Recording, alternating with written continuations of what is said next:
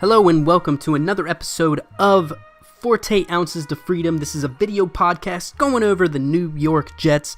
As you can see, today the Jaguars just played the Jets, and we've got some highlights for you of this game. Right here you can see just some people getting hyped before the game.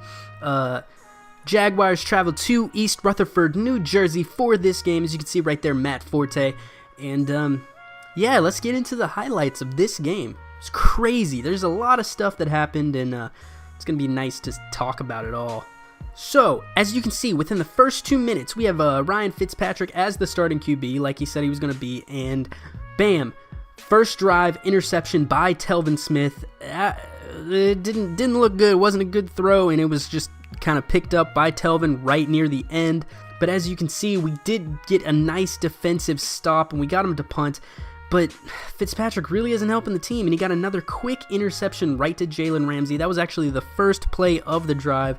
So Ryan Fitzpatrick with 2 quick interceptions. But he did redeem himself on this drive. As you can see, he gets a nice pass out to Robbie Anderson. And right here you can see Bilal Powell gets a nice rushing touchdown to tie the game 7-7. This was a big day from Powell, and there's going to be a lot more coming later. And as you can see right here, 3rd and 20 for the Jaguars. Blake Bortles throws it up, and it's intercepted by Darrelle Revis. Revis had a pretty big game as well. It was really nice to see that. The 31-year-old having a great game. That's just something everyone wants to see. Although Revis gave the offense really nice position, it only ends up in a field goal. That score was not unanswered though, as Blake Bortles was able to drive down the field for his last drive of the game and was able to help his team get 3 more points from Jason Myers to tie the game 10-10. But with the quarter change, the Jets brought out Geno, and he didn't have a big difference from Ryan Fitzpatrick. As you can see, it was an interception to the safety James Sample.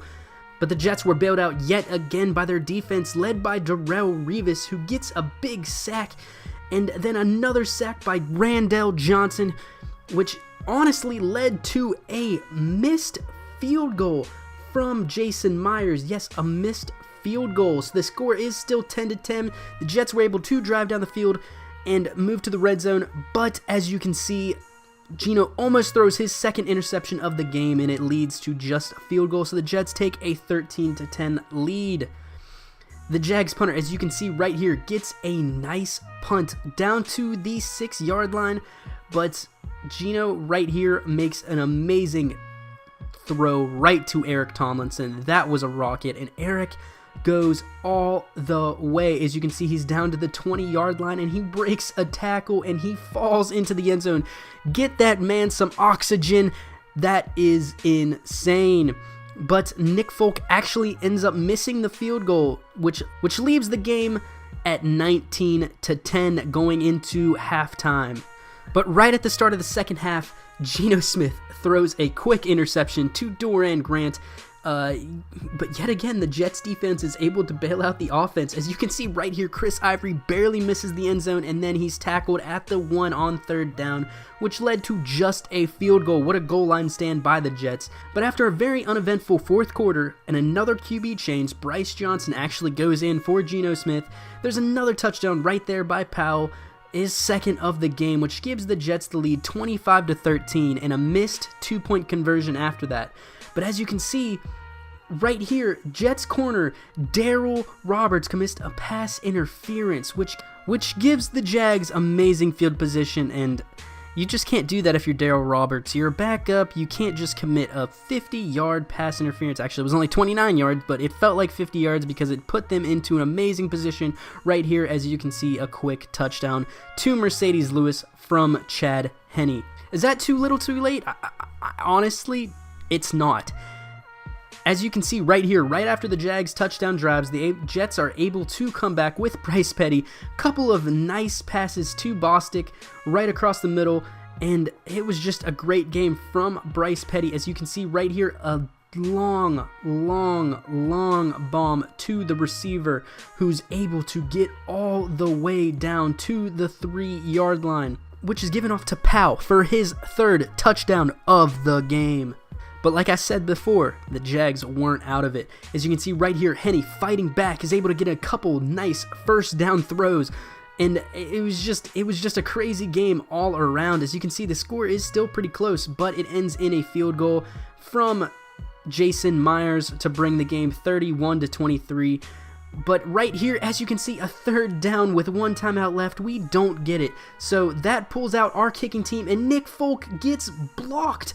It gets blocked by Doran Grant, and it's picked up by Akeem Davis, and it's brought back for 6. They needed a 2-point conversion to tie, and they end up getting it, which that was a nice pass from Henne to Ben, but looks like this game's going into overtime, right? Wrong. Right at the end of the game, the man, Bryce Petty, he's able to make a couple long passes with 3 timeouts remaining.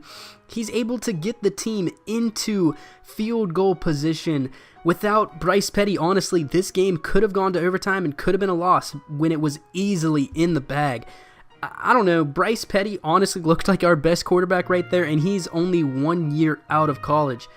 I don't know how to feel about this game, but as you can see right here, another pass to Bostic, and it ends up getting a field goal as time expired from Nick Folk. Good thing he didn't miss that one, but that was a crazy game. Yeah, so I'm going to flash up the stats right here at the end of the game. I'm just going to do the Jet stats for right now, but once the season starts, I'll have a better little box score. But hopefully you guys enjoyed this, and I'll see you on the next episode of 40 Ounces to Freedom.